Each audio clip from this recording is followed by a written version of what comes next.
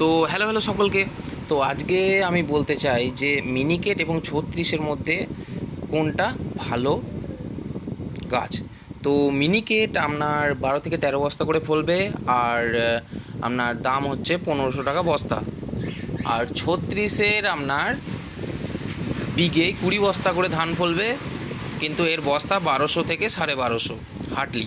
কিন্তু এই ধানটা চাষ করে আপনি খড়টা ভালোভাবে পাবেন, এবং এই ধানটা চাষ করে আপনার লাভও হবে।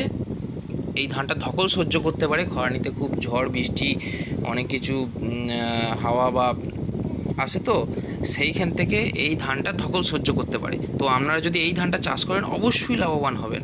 তো আমার তো মনে হচ্ছে মিনিকেটের থেকে 36 চাষ করলেই ভালো হয়। এবার আপনাদের কি মতামত সেটা অবশ্যই বলে যাবেন কমেন্টে, ঠিক আছে?